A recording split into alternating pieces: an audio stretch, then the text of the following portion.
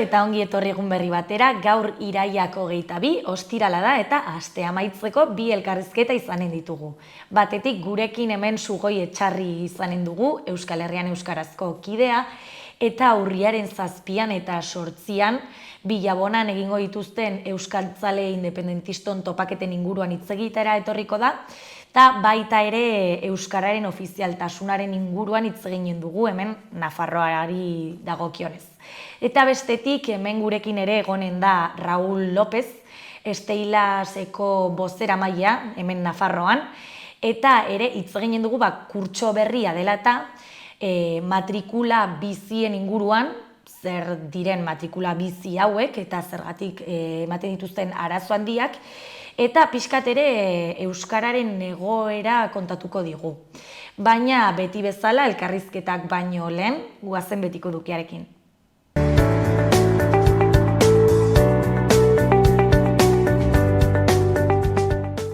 Guazen orain gaurko efemeridekin. Gaurko egun batean, baina 1872an, Otto von Bismarck gobernuko presidente egin zuten kanpo arazoetako ministeritza ere berak eskuratu zuelarik. Urte batzuk geroago, 1888an, Astilleros del Nervion ontziolaren lehen harria jarri zuten. Egun berean, baina 1928an, Alexander Fleming, eskoziar bakteriologoak, penizilina deskubritu zuen. Eta bukatzeko 1981an, Frantziako abiadura handiko trenak, TGV-ak, lehen bidaia egin zuen Paris eta Lyon bitartean.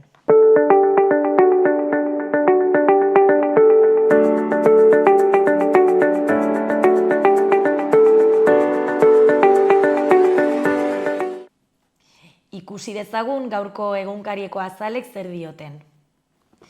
Diario de Noticiasen titular nagusian, eraikuntzak gazteak Nafarroan berritutako sektore batera erakartzea du helburu.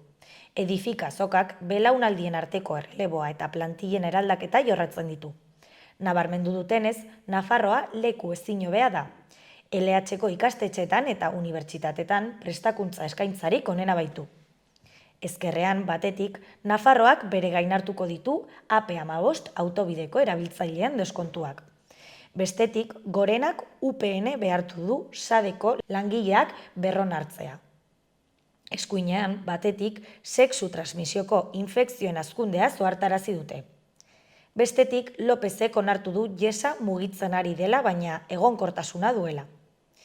Bean, Roncesvalles, Zubiri, atzerako kontaketan.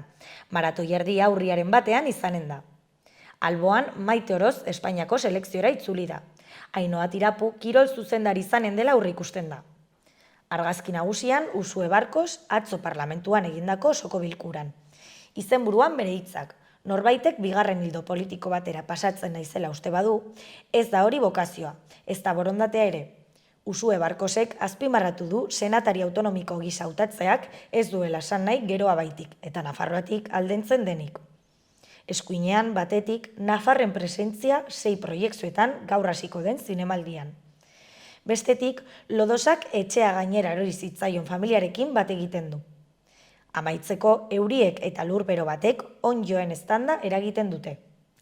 Diario de Navarran titular nagusian, Espainiak akordio bat sinatu du Europar Batasunak autobideetan bidesariak jartzera behartu ez dezan. Konpromiso hori saihestearen truke, merkantzia trena sustatu beharko du. Alboan, Volkswagen Landaben bateria planta izateko aukerarik gabe geratu da. Ziurrenik, Hyundai Mobisek ornituko ditu garraioaren hiriko fabrikan. Argazki nagusian, Cecilia Cariasek bidealde zentroan egiten du proba. Izenburuan, Alzheimerra prebenitzea. Detekzio probek 7.000 nafarri eragiten dien gaixotasunari aurre egiten laguntzen dute. Bean, ezkerrean, PSN, Geroa Bai eta Gontigo alderdiek Barkos senatari autonomiko aukeratu dute. Barkosek ukatu egin du bere irteera Geroa Bairen amaiera izango denik. Alboan, Bilduk onartu du Barberena Hitlerrekin berdintzea legez kanpoko intromisioa izan zela. Garan, titularrean, euskara, katalana eta galegoa ofizialak dira Espainiako Kongresuan.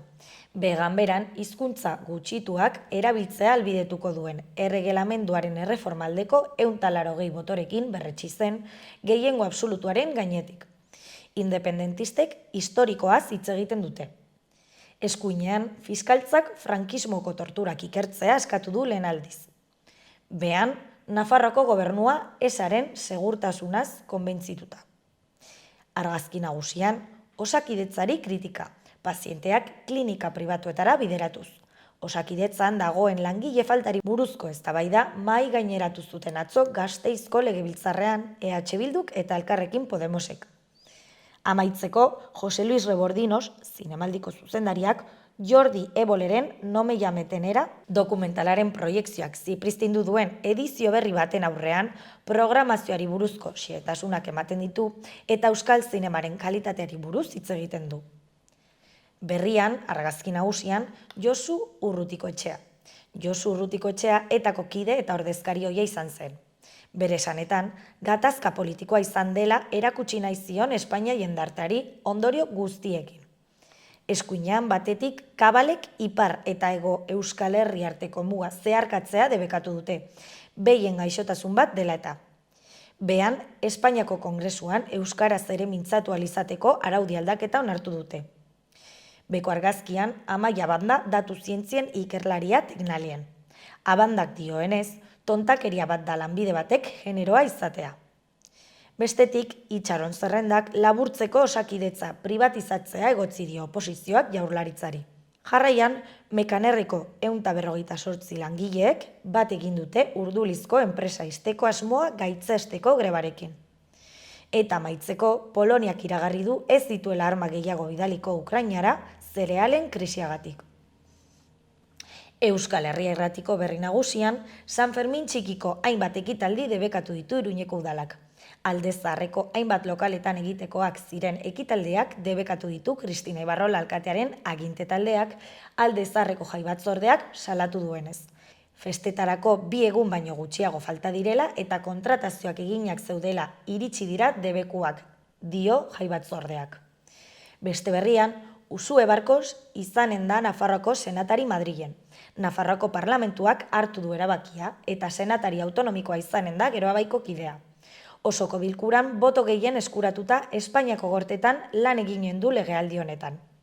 Amaitzeko, Aneslaba, argitaletxeek garaiko beharrei erantzun behar diete dio.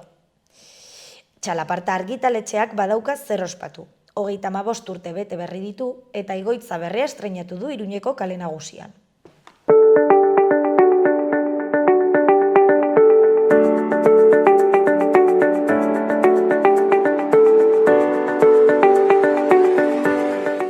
Kaixo eta ongi etorri gaurko lehenengo elkarrizketara, oraingoan Sugoi Etxarri daukagu gurekin, Euskal Herrian euskarazko kidea, arratsaldeon Sugoi eta ongi etorri.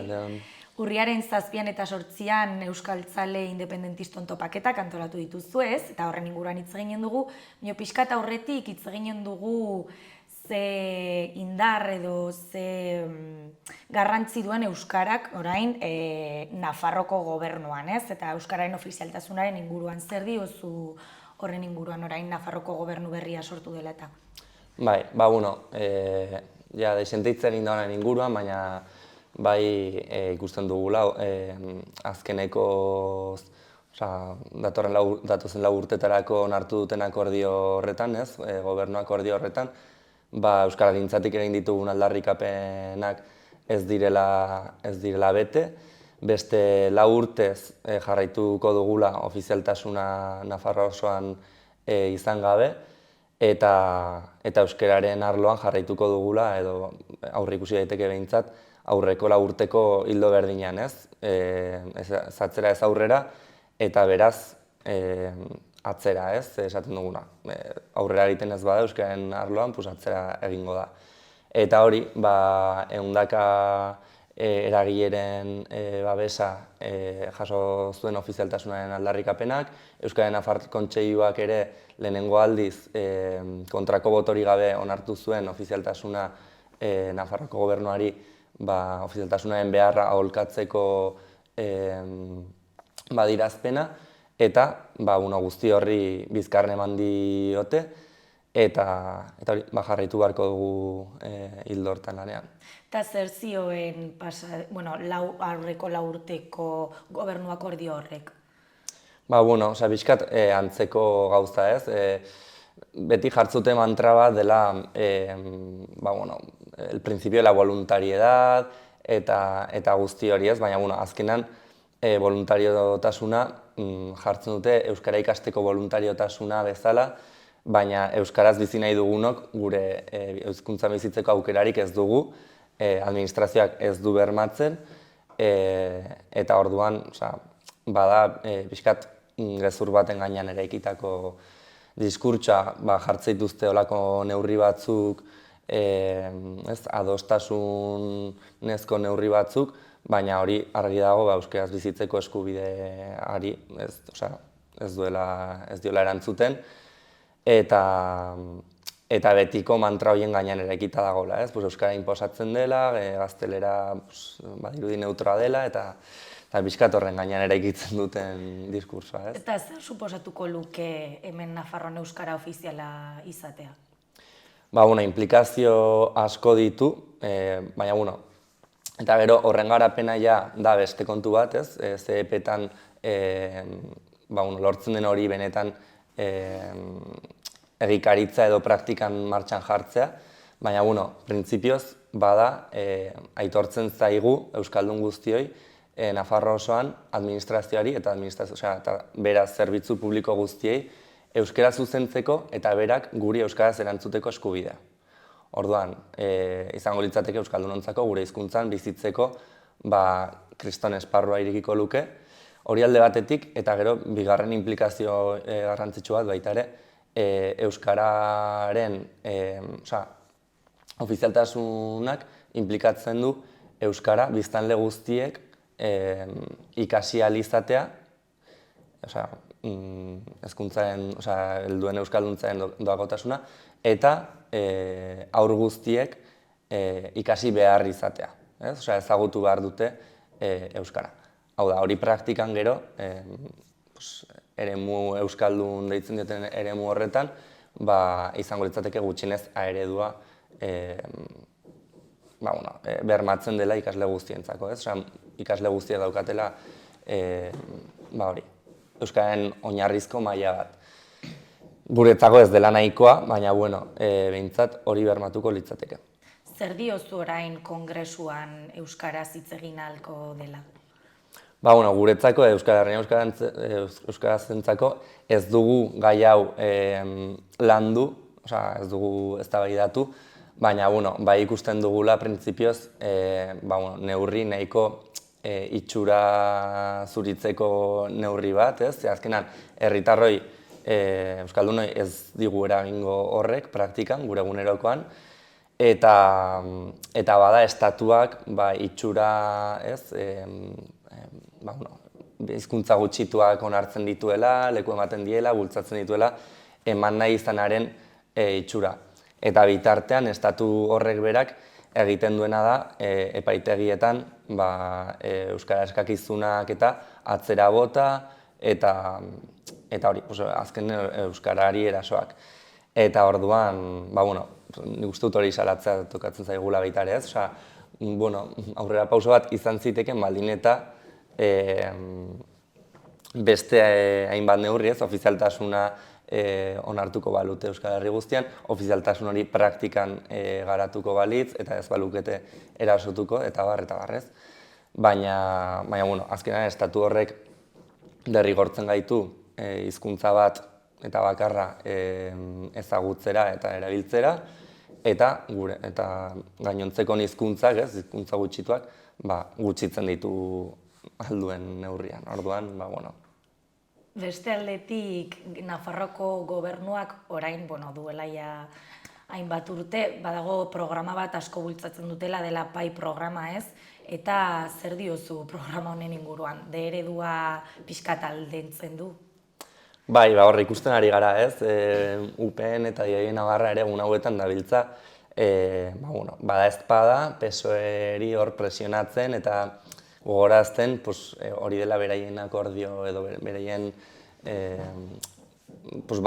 batzen dituen neurri bat, eta azkenean da programa bat euskararen kontra sortu zena, hala onartu zuten sortu zutenek, eta hori ikusten zutelako ereduak, euskarazko ereduak aurrera egiten zuela, eta nahiko azkar hazten ari zela urte batzuetan, eta egia da, bere helburua lortu zutela, ze aplikatu zutenetik eremu askotan de eredua estankatuta gelditu zen, 30%ra iritsi ezinik, eta gero eredua gutxitu da asko, ez? Ze azkenean herri askotan pai aukeratzeko, osea ez dago aukerarik, pai duzu edo pai duzu, eskola bat sartzen baldin bada pai programan, eskola guztia sartzen da, eta orduan familiek esatu dute, joder, edukiko dituzte ikasgai erdiak ingelesez, beste erdia gazteleraz. Horrek suposatzen duen zamarekin, akademikoki, edukia barneatzeko, eta orduan euskerako ikasgaia izatea da zama bat gehiago, ez? Eta orduan jende askok erabakitzen du, guraso askok erabakitzen dute, G eredura joatea, euskarazko presentziari gabeko eredu hortara. Orduan euskararentzako argi dago kriston zama dela, baina ez bakarrik euskararentzako, bada akademikoki, frogatzen ari da beste leku askotan, orain Madrileko programaren inguruan ari dira eztabaida dezente sortzen, bilinguismo ustezko horrek ez duela emaitzarik ematen, ez emaitza nahikorik hizkuntzaren aldetik, ez da ere eduki akademikoen aldetik, ez galtzen delako eduki akademikoen eta beste kompetentzia batzu lortzeko aukera.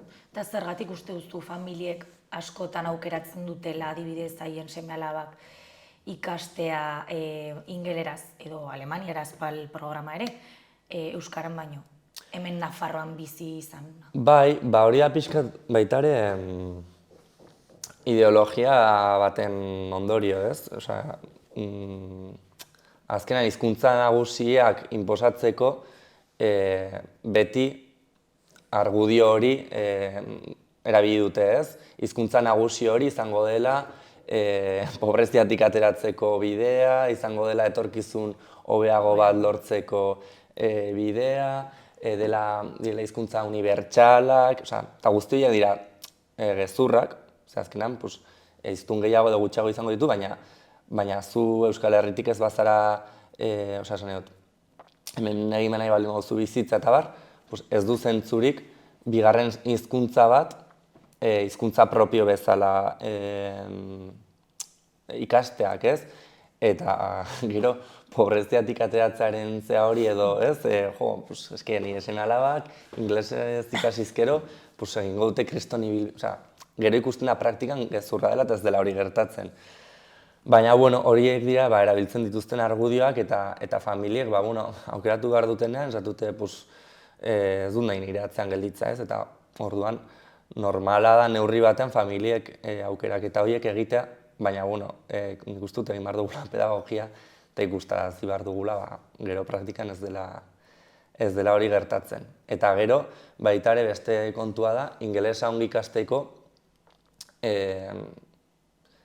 ordu gehiago izateak txikitatik ez duela bermatzen hezkuntza mundutik nator baita eta hizkuntzen ikaskuntzan esaten da hobe dela txikitatik hizkuntza behikularra edo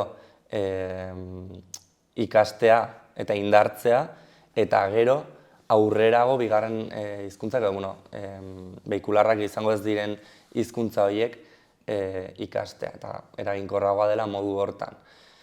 Eta gara, hauek esatu dute ordu gehiago ikaskuntza gehiago, baina ez da horrela. Zer egin duzu Euskal Herrian euskaraztik euskara sustatzeko aurten? Ikusiko du, momentuz, egia da aurreko kurtsoa izan zela nahiko intentsua, ofizialtasunaren inguruan lan egin genuen desente gizakate bat antolatu genuen, hainbat kontzentra Nafarroan zehar. Hezkuntzaren arloan ere, orain hezkuntzaren eztabaida badagoela martxan, dekalogo bat proposatu genuen EAEko hezkuntza lege berriak eta orokorrean Euskal Herriko hezkuntzak beharko lukeen 10 neurrirekin. Eta hildo hortatik jarraituko dugu, bai ofizialtasunaren hildotik, bai hezkuntzaren hildotik, eta orain daukagun erronka, aurtengo lehenengo erronka, bada hori, urrian izango ditugun topaketak. Konta iguzu pixkat, topaketa horiek ze helburu dituzte?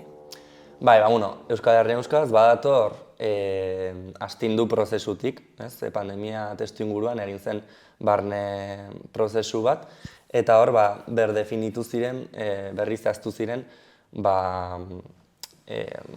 Euskal Herrian Euskarazen oinarri ideologikoak, politikoak, eta helburuak, zereginak, eta helburu estrategiko nagusia, ateratzen ondorio nagusi berria, izan zen Euskarak aurrera ateratzeko eta Euskaraz bizializateko Euskal Herrian beharrezkoa izango dugula independentzia.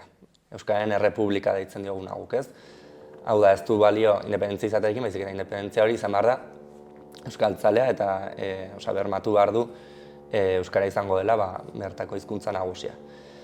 Eta orduan, hori izan zen lehenengo helburu nagusia edo, ez, jartzen duguna estrategikoki, eta orain tokatzen zaiguna da hori nola lortuko dugun, norekin lortuko dugun, Euskararen Errepublika horrek ere ze beste ezaugarri izatea nahi dugun, ez, pixka eta amestea, eta pentsatzea nola iritsiko garen hortara. Eta hori, lehenengo horren inguruan publikoki eta modu irekian hitz egiteko aukera bezala plantatzitugu topaketa hauek. Orduan, baita ere izango dira aukera bat nahi duten euskaltzale guztiak eta bereziki euskaltzale independentistak, ez, elkartzeko, saretzeko eta elkar ezagutzeko eta eztabaidatzeko baita ere. Eta nortzuk antolatu duzu Euskal Herrian euskaraz, baina imaginatzen dut laguntza jasoko duzuela, ez? Topaketa hauek bai Euskal Herrian euskaraztik antolatzen ari garela, eta egia da Euskal Herrian euskaraz, momentu honetan badagoela hazten, sarea indartzen ari da, komunitate eredu, astindu prozesu hortan onartu zen komunitate eredu berri bat, ez militantzia hain klasikoa de herrika, auzoka, herrialdeka antolatzen dena, baizik eta baldintza dauden tokietan sortzen dira taldeak, baina bestela kide solteak ere baitugu herrietan. Orduan, badugu sare bat gero ezta handiagoa dena, eta horrek baita ere laguntzen du edo posible egiten du holako topaketa batzuk antolatzea. Daukagun indar horrekin, baina Euskal Herrian euskaraztetik egiten ari gara, eta bai egia da, gero gonbidatzen ari garela euskalgintzako gainontzeko eragileak, importante ikusten dugulako baita bertan egotea, baina bai, horrela gabiltza. Noiz hasi zineten topaketa hauek antolatzen? Hau egia da, badarama batzagula hilabete batzuk. Gutxi gorabehera urtarrietik edo hasi ginen, erabaki hartu genuen duela urtebete inguru, eta gero honekin jarri ginen antolakuntzarekin urtarria inguruan. Eta datak nahita dira edo? Azkenan saiatu ginen, badakigu Euskal Herrian agenda nahiko estu egoten dela eta beti dagoela zerbait, hemen edoan. Eta ikusi genuen, asteburu hori libre zegoela, eta jarri genuen. Gero konturatu ginen Nafarroa oinez igande horretan dela. Eta orduan, bai programazioaren potoloena larun batean kontzentratu dugula, eta igande izango da pixkat, gelditu nahi dutenentzako, inguru hortakoak direnentzako, eta nahi dutenentzako, baina bai ez genuela nahi igandea hor akaparatu, Nafarroa oinez igande horretan dugulako baita. Ez dugu aipatu, baina non izanen dira? Bilabonan izango dira, bai. Eta badago aukera horlo egiteko edo nola izanen da? Bai, kontatuko dut pixkat arian egitaragoa. Bai. Goizan izango dugu mahai inguru nagusia, eta hor pixkat izango da, lehen esan duguna, Euskararen Errepublika, zertarako, nola eta nolakoa. Pixkat galdera horien bueltan ardaztuko da mahai inguru hori. Eta hor izango ditugu Lorea Agirre, Ametsa Artzaiuz, Ametsa Aranguren, Estitxu Garai eta Eneko Bidegain, hizlari bezala. Eta bai izango da, pixkat, gero ongo da tarte bat galderentzako eta horrela, baina bai izango dela, pixkat entzutekoa eta, ez? Bakoitza botako dituzte beraien ideiak, beraien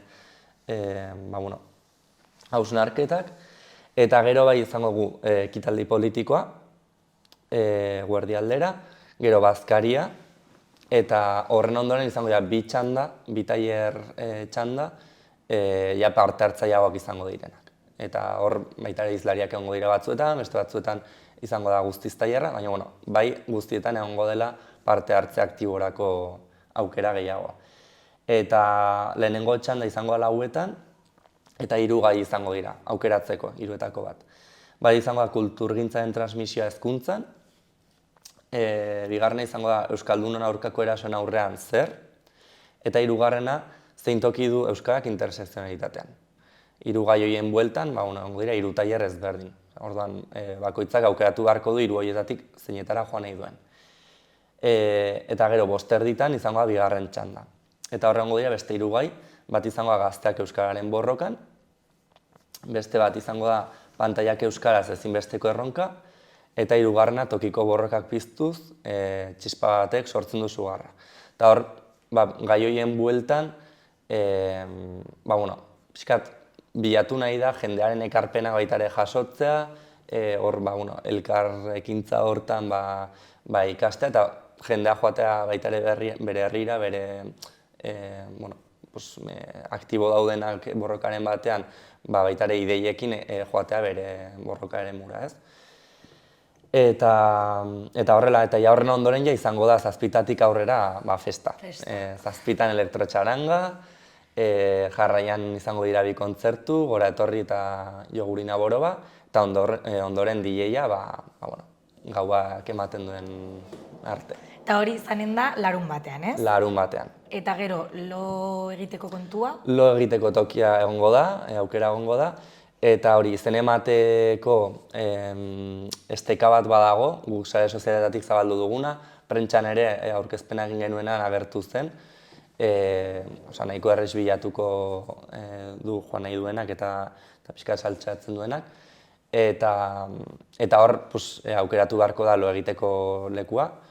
Doan izango da guztia, Bazkaria kenduta, momentuan ordainduko dela, baina bai izen ematean eskertuko dugula hori ongi aukeratzea ez, bazkaltzeko asmoa baldin baduzu, markatu bazkaltzekoa, eta lo egiteko berdin. Guk aurre ikusteko baita ere zenbat jende egongo den eta baldintza jartzeko. Eta igandean zer eginen duzu, Igandean egongo da mural margoketa bat, egongo dira handen Bilabonan badago herriko kirol bat dela, erremontea ateratzen zait, baina ez, errebotea uste dela.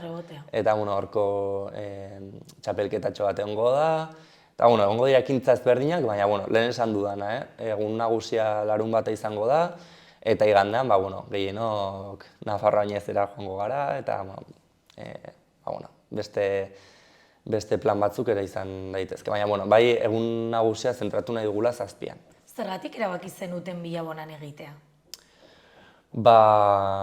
Ez dakit, egia esan. Lekuren bat jarri behar da, hor badauzkagu kideak, eta baldintza onak, eta infrastruktura aldetik eta ikusi genuen leku egokia. Eta izen emateko epea irekita dagoela aipatu duzu, noiz arte? Uste dut ez dugula itxiko. Azken egunera arte egongo da aukera, baina bai eskertuko dugu dena... Akizu jendea azken momentura arte ez dela puntatzen gauza hauetara. Ja, gutxienez, aste bete lehenagotik izena eman dagotea, eskertuko dugu dena ongi antolatzeko eta behar dena erosteko, behar dena eskatzeko, behar dena prestatzeko. Eta ze espektatiba dituzu? Ez dakit lehenengo aldia den horrelako topaketa batzuk antolatzen dituzuela? Bai, lehenengo aldi izango da, eta horregatik zaila da pixka eta aurreikuspenak egitea, eta jakitea zenbat jende joango den, ze asmorekin joango den. Jendea apuntatu da, ez? Bai, ongi dijoaz izen emateak, eta hori orain aurkezpenak egiten ari gara herrietan, unibertsitateetan, eta itxura ona du jendeak, interesez hartu du, eta badadu itxura ona bai. Eta zer nolako jendea espero duzu joatea topaketetara? Adinari begira, profilari begira, pixkat? Guk topaketa intergenerazionalak planteatzen ditugu, edo zein adinetako jendea izango da ongi etorria, de hecho, hori nahi dugu, ez? Azkenean euskararen borroka egiten dugu edozein adinetako jendeak eta edozein eremutako jendeak. Orduan, bai alde hortatik aniztasuna espero dugula eta planteatzen ari garena hori da. Eta gero, euskaltzale guztiak dira ongi etorriak, bai pentsatzen dugula euskaltzale independentisten topaketa batzuetan euskaltzale independentistak egongo direla. Eta bai seguraski jende asko izango da aktiboki lanean ari dena edo borrokan ari dena unibertsitateko euskara taldean, bere herriko euskara taldean eremu ezberdinetan, baina bai gonbidatuta dagoela aktiboki edo aktiboki ez dagoen edozein, ez? Azkenean baita ere agian izan daiteke hori motibatzeko aukera bat eta kuriosoak ere hurbildu daitezkela, ez? Beste asmorik gabekoak. Zergatik pertsona batek galdetu beharko luke bere buruari, zergatik izango dira erabilgarri topaketa hauek? Nik uste dut momentu honetan gaudela euskaltzaleak nahiko datuak ikusten, ez? Euskarak aurrera egiten ari zuen, baina azkeneko 10-15 urteetan ikusten dugu nahiko estankamentuan gaudela. Momentu honetan gainera atzera pauso batzuk importanteak eginarazten ari dizkigute, ez? Estatutik, epaitegietatik, eta horrek ematen gaitu etsipenera edo desilusiora.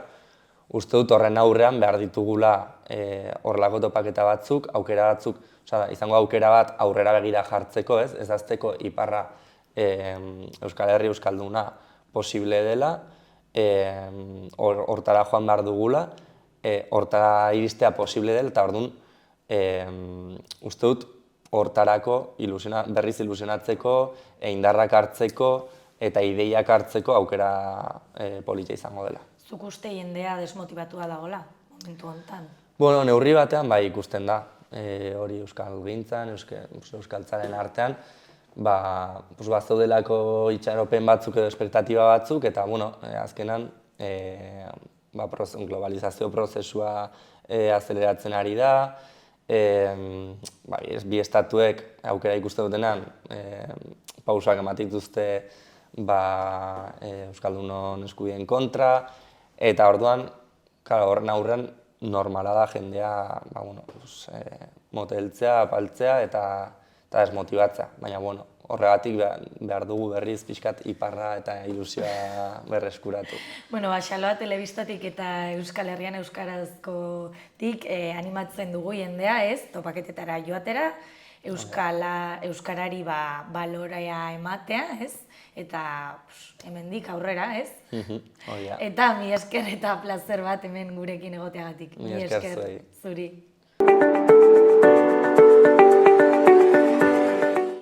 Gaurko eta asteburuko eguraldia entzun ditzagun.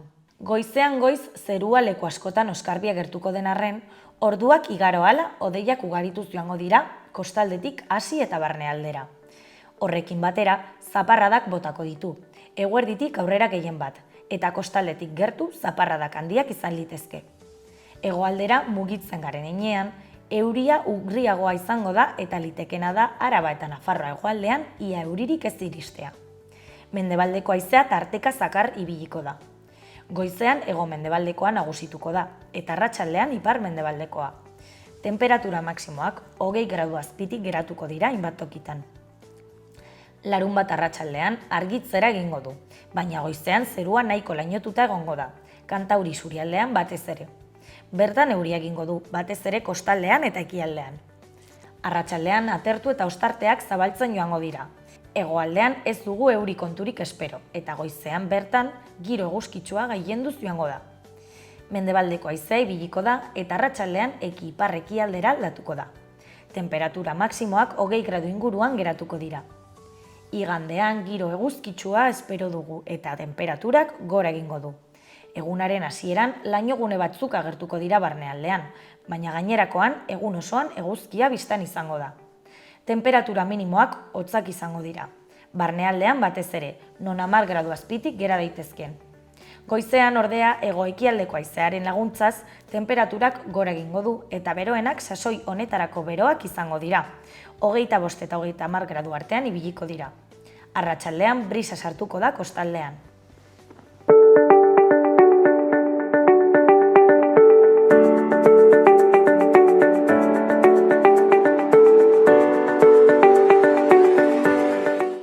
Kaixo eta ongi etorri gaurko bigarren elkarrizketara, oraingoan Raul López daukagu gurekin, Esteila sindikatuko Nafarroako bozeramailea, arratsaldeon eta ongi etorri Raul. Baita zuei ere. Ongi orain. Ongi, bai. Zuekin egoteko gustora. Kurtsoaren hasiera dela eta matrikula biziekin egon den arazoaren inguruan hitz egitera etorri zara, eta horren harira irailaren 19an, asteartean ez banago oker, egin zenuten parlamentuaren aurrean, ez? Bai, lehengo asteartean bildu ginen sindikatu guztiak, bai publiko arloan aritzen garenok eta pribatukoak berdin, salatzeko matrikula biziaren inguruan, orain azalduko dugu zer den hori, dagoen iluntasuna, ez, gardentasun falta ikaragarria somatzen dugu, datuak ez dira heltzen behar den bezala, eta gainera kontuan hartu behar da, 2021 urtean onarpen dekretua aldatu zutela, hau da, ikasleak ikastetxetan matrikulatzeko foru dekretua aldatu zela, eta orduan tokiko eskolatze batzordetan sindikatuon presentzia asko murriztu zen, bai? Ze ordura arte bazegoen pribatuko ordezkari bat eta publikoaren beste ordezkari bat.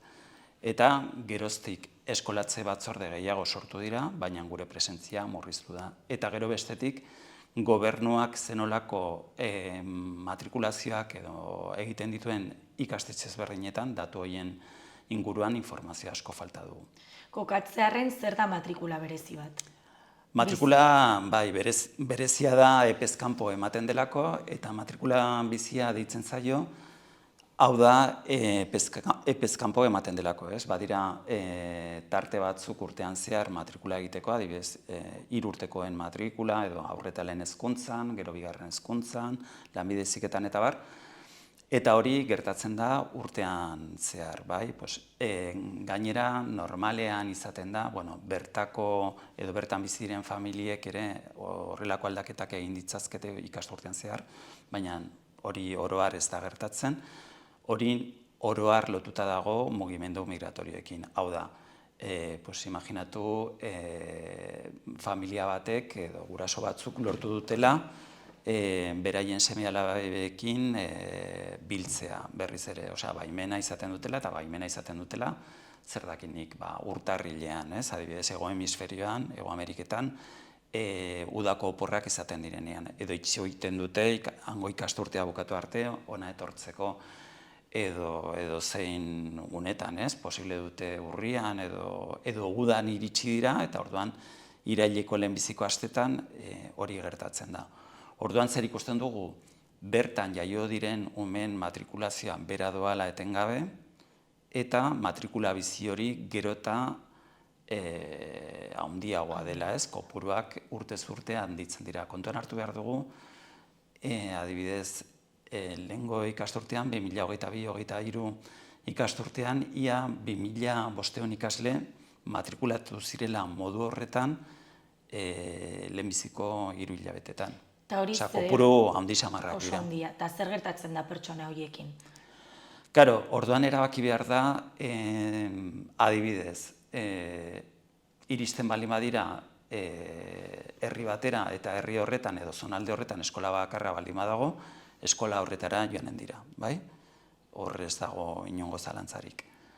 Baina zer gertatzen da, eskola bat baino gehiago dagoenean, publikoak eta baita ere itunpekoak, pribatuak, orduan eskolatze batzorde batek erabaki beharko luke hori nola gertatzen den, eta teorian hori modu orekatuan egin beharko litzateke, hain zuzen ere onarpen dekretuan baremo batzuk eta taula batzuk ezarri ziren hori ustez modu orekatuan egiteko. Zer gertatzen da, matrikulazio asko, adibidez, Iruña herrian egiten direnak, egiten dira batzorde horretatik igaro gabe, ez? Osea, ez gara, ez dugu informazio hori. Eta gero, claro, bestetik gu sindikatuakaren aldetik, eskoletan aritzen diren langile horiek eta zuzendaritzek esaten digute, aizue, behira,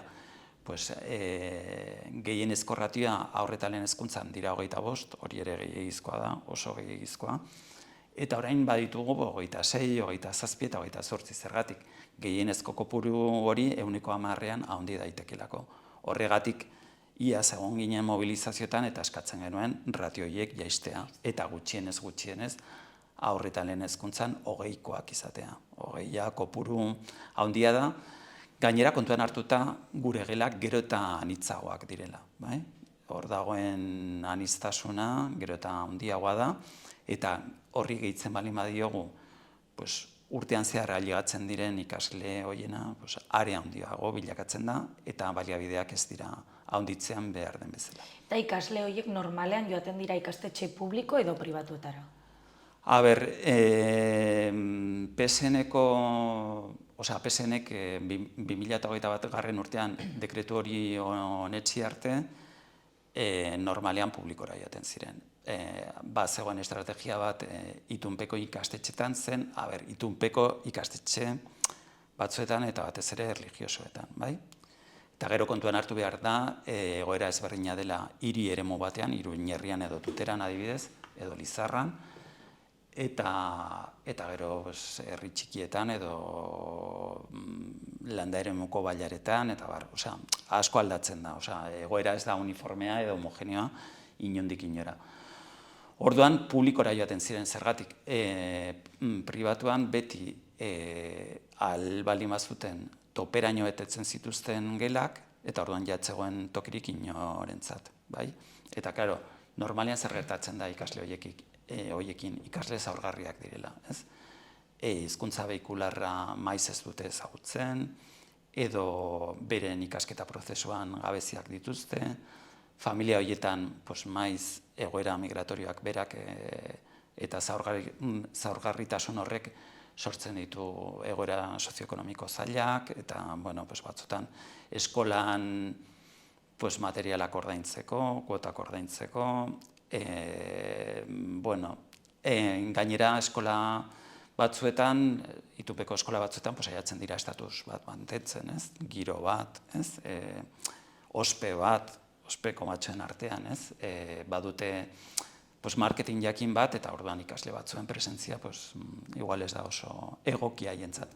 Baina hori sartu zenetik, egia da ikasle gehiago, ikasle zaurgarri gehiago matrikulatu direla itunpeko ikastetxe horietan. Baina, karo, zer gertatzen da baita ere, matrikula arrunta jesten ari dela, orduan itunpeko horietara joaten baldin badira, ikastetxe publiko batzuetan hori ere nabaritu dute, matrikula beherakada handia. Eta gero, gainera behatzen dugu beste fenomeno bat, eta horri deitu izan diogu birmatrikulazioa. Hau da, ikasle batzuk gaizki sentitzen dira itunpeko ikastetxe horietan, pentsatu behar dugu Nafarroa garaian, itunpeko ikastetxe gehienak direla ikastetxe erlijioso katolikoak, eta orduan, adibidez, musulmanak baldin badira, ez dira gustura sentitzen, eta itxoiten dute ohiko matrikulaldia hasten denean, publiko batean matrikulatzeko, adibidez. Edo baita ere, itunpeko batzuetan ikusten dute batzuk ikasle onak izan daitezkela, eta hoiei eutsi, eta besteak aber jaten diren. Igual, gomendioa da, hori aspaldiko kontua da, publikoan igual baliabide gehiago izanen dituzte, eta gero ikastetxe publikoetan ikusten dugu hori. Honengatik edo harengatik, herrin batean, eskolaren batean, asko handitu dela matrikula, eta gero baliabide gehiagorik ez dela izaten. Eta baliabide horiek nola handitu daitezke? Zer? Nolabait, departamentuak ematen duen erantzuna da, eskola horrek ja nahiko baliabide duela, eta egin beharko lukeela da berregituratu dituen baliabideak, baina baliabideak berregituratzen baldin badituzu, horrek esan nahi du ikasle batzuei kendu, beste batzuei emateko. Egia da, igual, etorri berri batek behar oso handiak izanen dituela, baina igual beste batzuk zeudela laguntza batekin, adibidez, hezkuntza eta entzumenarena, edo pedagogia terapeutikoarena, eta bar, eta ez da zilegia behar duten ikasle batzuei kentzea beste batzuei emateko. Horregatik oso importantea da, eta berriz ere intzidentzia horretan ez, ratioak jaitsi behar direla. Ratioak jaitsi behar direla, ikastetxe publikoetan baita ere egonkortasun eza oso handia da, eta plantillak egonkortu behar dira. Eta gero, esan behar da, irakaslek ere gainkarga handia dutela. Programa asko daude, programa horiek aurrera eramateko ia ordurik ez dago, problemak daude bilerak egiteko, eta karo irakasle horiek askotan zer egiten duten, eramaten dute, beti eraman izan dugu irakasleok lana etxera, baina orain da, ja, ez? Eta hori da, aldatu da egoera, matrikula gutxitzen ari da, eta izan beharko litzateke unea, hezkuntzan egiten den inbertsioa handitzeko, eta gainera aprobetxatzea hori, ez? Ikasle gutxiago dugula, ikasle horiengan gehiago inbertitzeko, eta irakaskuntza hobetzeko. Eta zein da arrazoia ratio horiek ez jaisteko? Haiek jartzen duten gu mugitu gara irakaskuntza publikoan, eta arrazoia zen haiek ez zituztela jaitsi nahi itunpeko pribatuan, ez? Nik ez dakit hori den, nik pentsatzen dut baita ere arrazoi, alde batetik daude haientzat gastua da, guretzat da inbertsioa, bai? Gainera konpromiso hartu dute barne produktu gordinaren 5% iristeko, osea, hezkuntzan egiten den inbertsio horretan.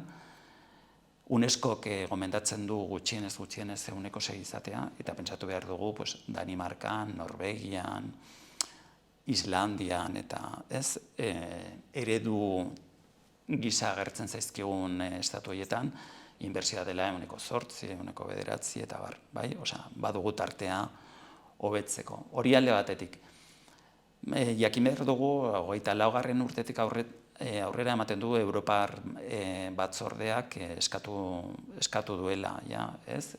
Estatu guztiek berriz ere zerga ajuste horretara itzuli behar dutela, diru gutxiago estatu horiek biltzen duten diruaren eta duten gastua eta inbertsioaren artean ezberdintasunak gutxitu egin behar direla, eta badakigu horrek zer dakarren, ez? Zerbitzu publikoetan murrizketak egitea. Orduan, ez dute ratio hori hobetzen, eta soldata publikoak ere ez dituzte hobetzen, badakigu soldatetan langileen soldatekin sekulako galerak, sekulako pobretzea gertatu dela, baina funtzio publikoan ere ez dituztela hobekuntza horiek egiten, hain zuzen ere gerora murrizketak etor daitezkelako. Eta guk pentsatzen dugu baita ere arrazoi euskarafobikoa dagoela. Baiz, dugun kontseilaria eta horren inguruan dauden arduradunak euskarafobia alde guztietatik erakusten dute, eta nik uste dut haiek esaten dute, bakarrik ratioa jaitsiko dugun behar gorriak dauden tokietan, eta zein diren toki horiek oso ongi ez dakigu. Ez dakigu bat ere, bai? Badakigu gaztelaniaz funtzionatzen duten ikastetxe batzuetan ume edo ikasle zaurgarri asko biltzen direla, baina problemak ere izaten dira D-ereduan.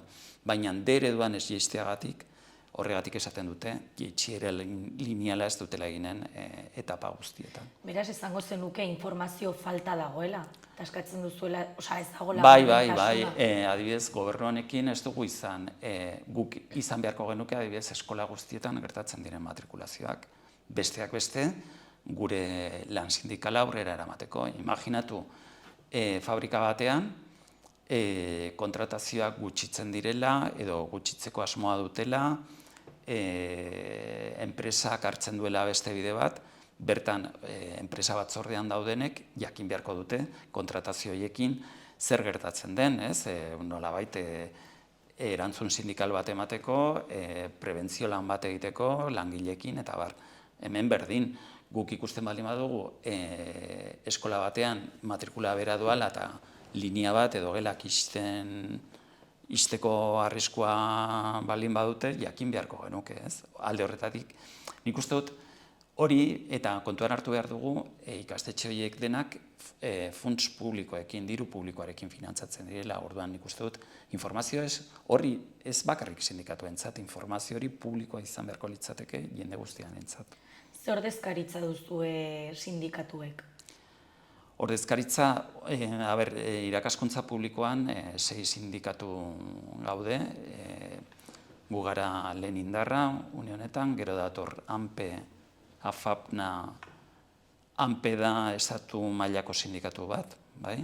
AFAPNA da Nafarroakoa. Eta biak, naiz eta esan apolitikoak direla, eskuineko espektro batean mugitzen dira, gutxi gora bera. Gero laugarren indarra LAB da, 5. Comisiones Obreras, 6. ELA, eta ordezkaritzari gabe, ez zuten lortu hauteskundetan, baina gero eskubidea dute mahai sektorialetan egoteko, eta gure interes sindikalean aritzen dira, hor dago UGT, bai? Eta gero pribatuan itunpekoen artean, lehenbizikoa da SEPNA da Sindikatu de la Enseñanza Privada de Navarra, gero 2. da UGT, 3. LAB eta 4. ELA. Eta Estila sindikatutik zer eskatzen diozue momentu honetan hezkuntza departamentuari? Hezkuntza matrikula biziari eta aniztasunari aurre egiteko, guk eskatzen duguna da, aurreko hilabetetan buru belarri sartuta den mobilizazio batean, da ratioak jaistea modu linealean etapa guztietan, hain zuzen ere arazo hauei ongi aurre egiteko, gero soldata igotzea, medikuekin, foralekin, basozainekin eta barrekin sektore jakin batzuetan lortu den bezala.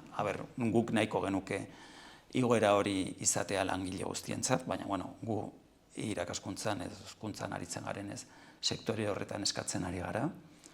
Gero gainzama gainetik kentzea, uste dugu irakasleek dituzten lan guztiak orduz hornituak egon behar direla, eta ezin dela izan gure denbora librea etengabe horretan ematea, eta asteburutan, etxetik atera gabe gauza guztiekin aritu behar dugulako, eta gainera estresa, gero baja pilo bat izaten dira hezkuntzan, ez bakarrik gainzamarengatik beste arrisku psikosozialak osasungintzan bezala hor daudelako. Eta gero bestetik egonkortzea egon da prozesu bat, baina ikusi dugu lanpostu gehienak edo alegin handiena egin dela pairen inguruko lanpostu horiekin, ez? Eta adibidez D-ereduko lanpostuak, euskarazko lanpostuak oso gutxi atera direla. Zer esango zenuke gertatzen ari dela momentu honetan D-ereduarekin? Programa ikusita. D-ereduarekin, nik uste dute une honetan politika euskarafobikoak argi eta garbi daudela. Hori pixka bat edo testu inguru pixka bat emateko ikusi dugu, ez? Azken egunetan prentsan atera dela Lezkairuko ikastetxe berri polit horretan D-ereduari muzin egin diotela, lehenengo familia horiek gelditu dira baita ere D-eredurik gabe, hizkuntza eskolan talde gutxiago euskaraz ikasteko, irakasleek duten euskarazko prestakuntza oso txikia dela, gero baita ere arte ikasketetan euskaraz da bat ere zabaldu, arte eskolan edo kontserbatorioetan, naiz eta irakasle euskaldunak egon eta naiz eta hori jasoa egon guk sinatutako itunean. Gero hezkuntza departamentura joaten bali bazara hor erabateko desnormalizazioa dago, ez dakizun horekin egin dezakezun euskaraz. Dokumentazio guztia bidaltzen digute gaztelania hutsean, eta gero alegin guztiak egiten dira inglesa jartzeko toki guztietan, eta gero irakaslerik ez dago gainera. Irekitzen dituzte zerrendak, adibidez elektronikako irakasleak bilatzeko ingleseko C1 batekin, eta ez dira agertzen, esate baterako. Euskararen desnormalizazioa eta, esan lehen nahi patu dudana, bertako ikasleen matrikula jaisten ari da. Eta ikusten dugu batez ere bertako ikasleak direla D-ereduan matrikulatzen direnak. Kopuru horiek jaisten baldin badira, D-eredua ere atzera egiten ari da.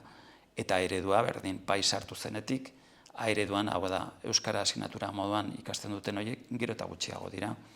Gero eta gutxiago dira A ereduan matrikulatzen direnak.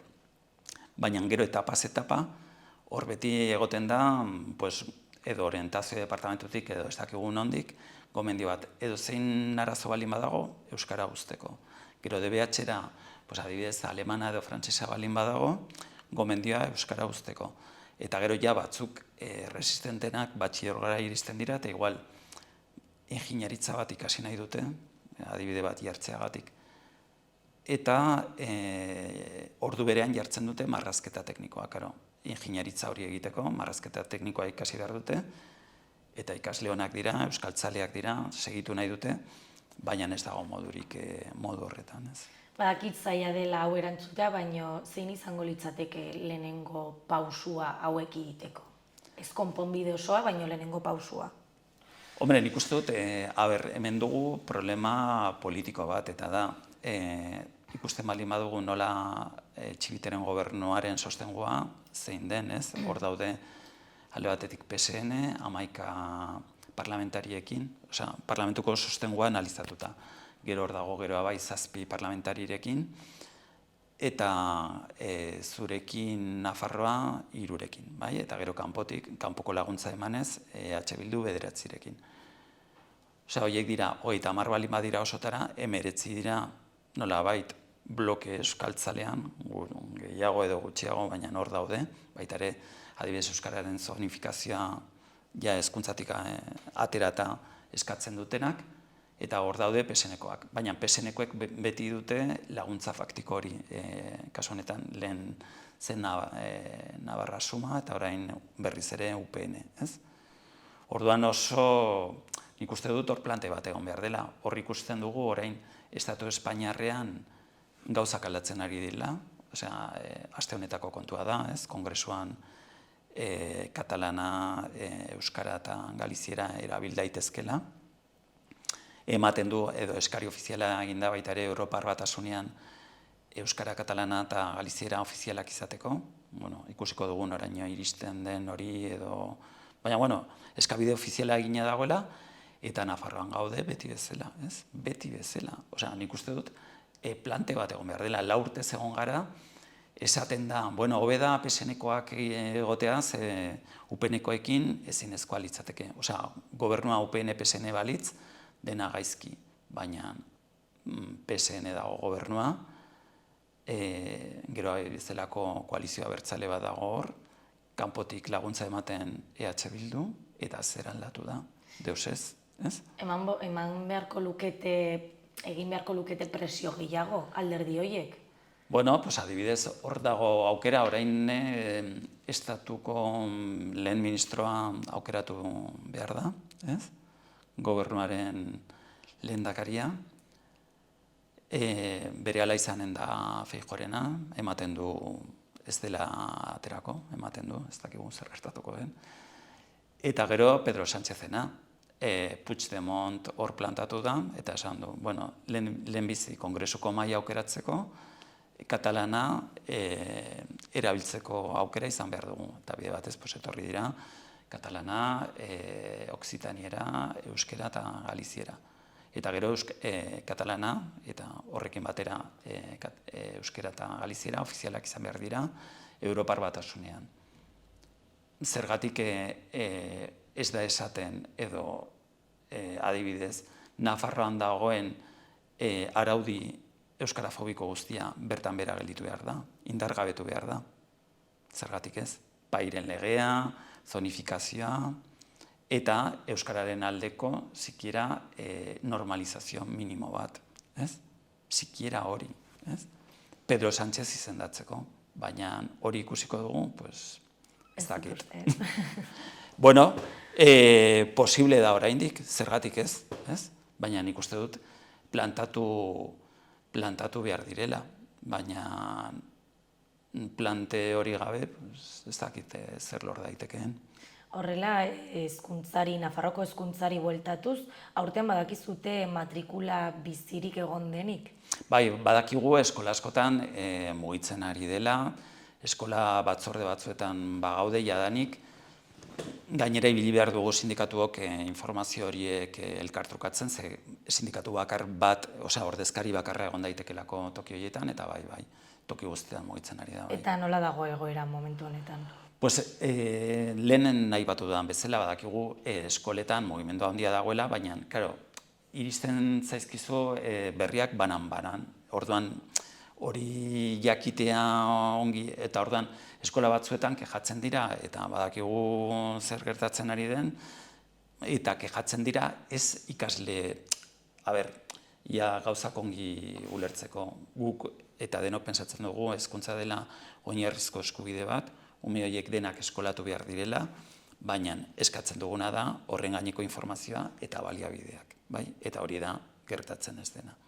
Beno, Raul, honekin utziko dugu, espero ezagun publikoa ulertu izana, plazer bat izan da, eta mila esker, eta, hurrengora arte, espero ezagun egoera hobetzea, hurrengo batean. Ez da zeren, eta, plazerra izan da zuekin egotea. Mila esker. Zuei.